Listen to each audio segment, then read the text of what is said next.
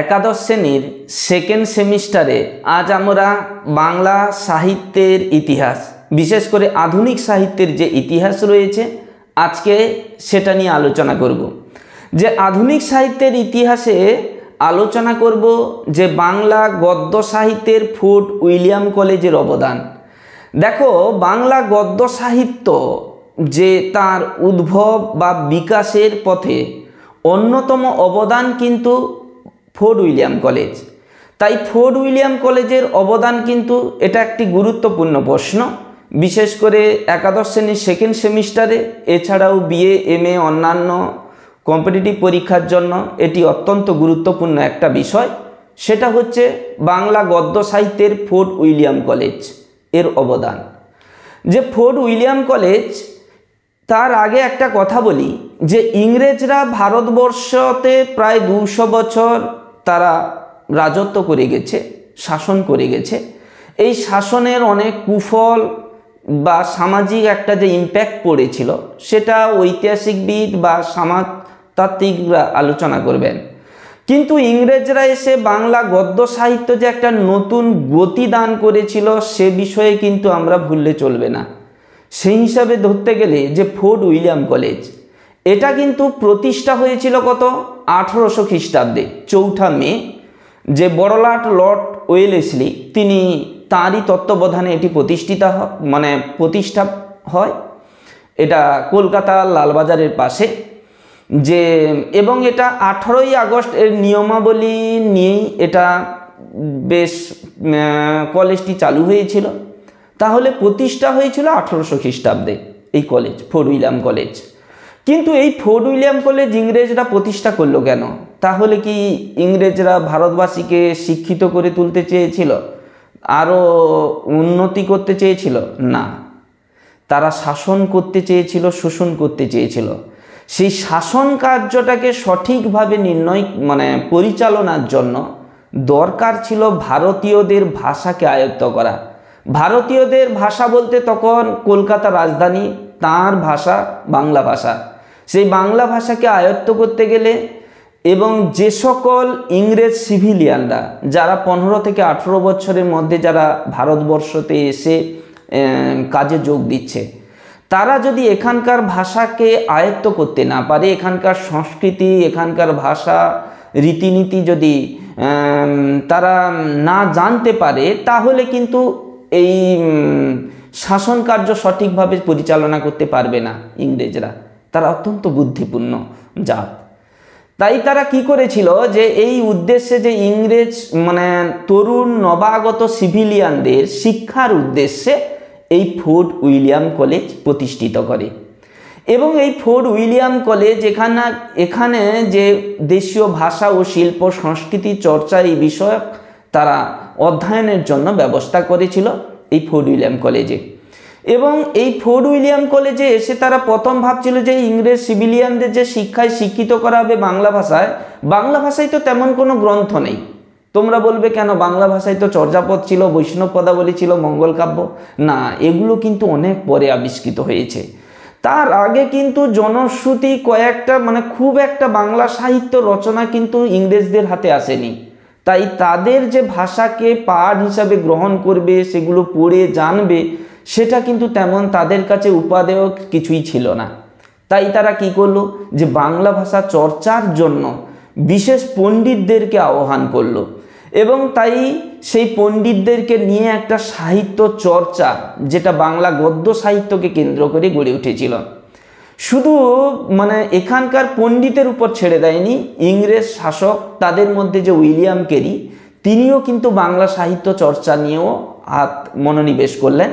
তার প্রথম গ্রন্থ যা grammar of the Bengali language, যেটা 1801 খ্রিস্টাব্দে প্রকাশিত হয়েছিল। এছাড়া রয়েছে কথোপকথন, ইতিহাসমালা। কথোপকথন 1802 এবং 1812তে ইতিহাসমালা প্রকাশিত হয়। এই বইগুলো রচনা করেছিলেন কে? William Carey.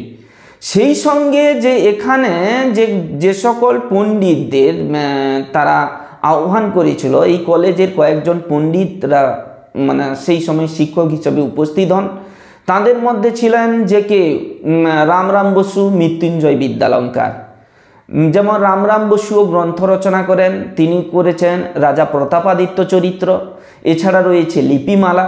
প্রতাপাদিত্য চরিত্র 1801 খ্রিস্টাব্দে প্রকাশিত এবং লিপিমালা হচ্ছে 1802 খ্রিস্টাব্দে প্রকাশিত। এবার এখানে মনে রাখবে রামরাম বসুর এই রাজা প্রতাপাদিত্য চরিত্র এটা কিন্তু বাঙালির লেখা প্রথম মুদ্রিত গ্রন্থ। বাঙালির লেখা প্রথম মুদ্রিত গ্রন্থ কিন্তু এইটা, রামরাম বসু রাজা প্রতাপাদিত্য চরিত্র। এছাড়া মৃত্যুঞ্জয় বিদ্যালঙ্কারও রচনা করলেন কি 32 সিংহাসন, হিতোপদেশ, রাজাবলী, প্রবোধ চন্দ্রিকা, বেদান্ত চন্দ্রিকা প্রভৃতি গ্রন্থগুলো রচনা করলেন।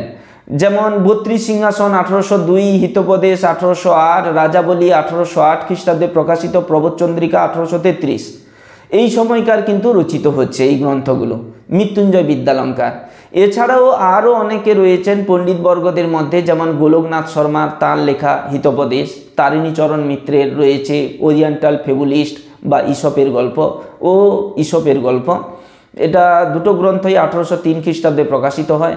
এছাড়া চণ্ডীচরণ মুন্সির তোতা ইতিহাস, কিংবা রয়েছে হরপ্রসাদ রায় পুরুষ পরীক্ষা ইত্যাদি গ্রন্থ রচিত হয়। তাই গদ্য সাহিত্য যে একেবারে মানে একটা প্রজাপতি তার আগে কি একটা শুয়োপোকা যেমন একটা কোটরের মধ্যে থাকে, তেমনি বাংলা গদ্য সাহিত্য একটা কোটর বন্দি ছিল। সেটাকে প্রজাপতির মতো পাখনা মেলে উড়িয়ে তোলার যে বাস্তব পরিবেশটুকু গড়ে তুলেছিল কে? Fort William college. তাই এই ফোর্ট উইলিয়াম কলেজ কিন্তু বাংলা গদ্য সাহিত্যের এক অনবদ্য অবদান রয়েছে। তাই আমাদের 5 মার্কের যদি আসে বাংলা ফোর্ট উইলিয়াম কলেজের অবদান হিসাবে, আমরা পয়েন্ট হিসাবে করতে পারি যেমন প্রতিষ্ঠা আর উদ্দেশ্য বললাম, সেই সঙ্গে অবদানগুলো হচ্ছে বাংলা সাহিত্য বিকাশের ভূমিকা, বিশেষ করে বাংলা গদ্য সাহিত্য। বাংলা গদ্য সাহিত্য যেন নতুনভাবে জন্মলাভ করে সেটাকে ভূমিষ্ঠ হলো যে বাংলা গদ্য সাহিত্য ফোর্ট উইলিয়াম কলেজের হাত ধরে। দ্বিতীয়ত হচ্ছে বাংলা গদ্য চর্চার সঙ্গে যে সংস্কৃত ভাষার সঙ্গে যে বাংলা ভাষা বা উর্দু ভাষার সঙ্গে যে অঙ্গাঙ্গিকভাবে যে সম্পর্ক ফার্সি ভাষার সঙ্গে, এগুলো কিন্তু অনুসন্ধান, কারণ অনুবাদ হতে শুরু করে।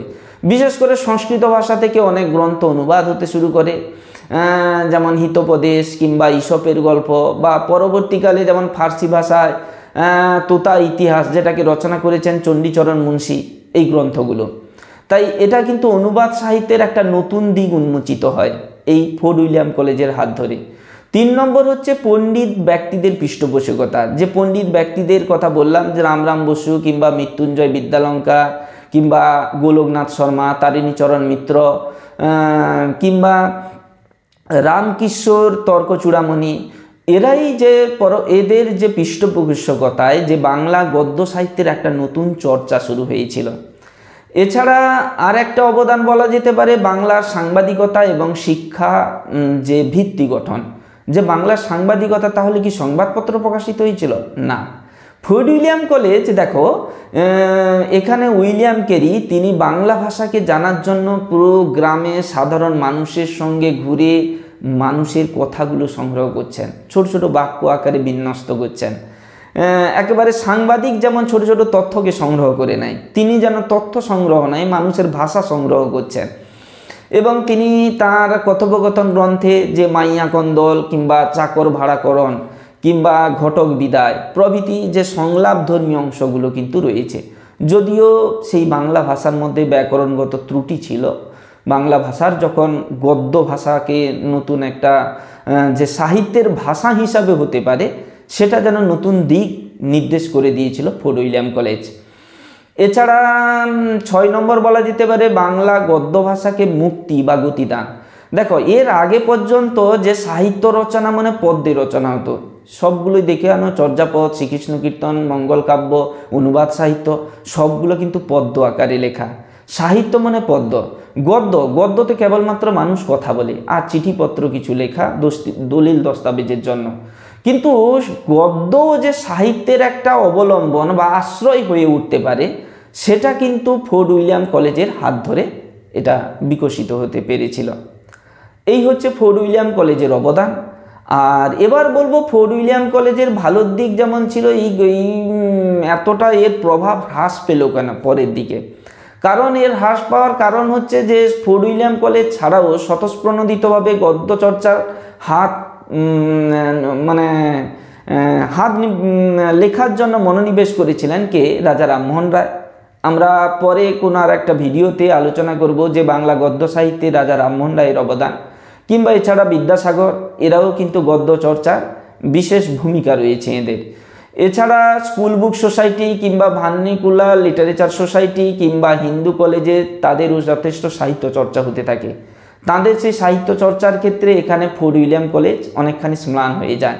এছাড়া 1818 খ্রিস্টাব্দে যে বেঙ্গল গ্যাজেট কিংবা অথবা দিগদর্শন পত্রিকা, এই মাসিক পত্রিকা কিন্তু এগুলো শুধুমাত্র সংবাদ পরিবেশন নয়, এগুলো কিন্তু সাহিত্য চর্চার একটা দিক হিসাবে পরিগণিত হয়। তাই ফোর্ট উইলিয়াম কলেজের যে পরবর্তীকালে তার এতখানি অবদান থাকলেও তার প্রভাব কিন্তু যথেষ্ট হ্রাস পেতে শুরু করে। যাই হোক, এই হচ্ছে বিষয়। আমরা খুব সংক্ষিপ্তি মধ্য দিয়ে বিষয়গুলো আলোচনা করলাম।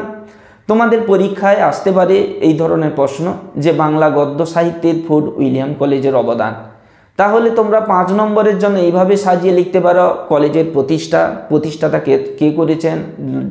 Lord Wellesley. 1800 খ্রিস্টাব্দে প্রতিষ্ঠিত হয়েছিল।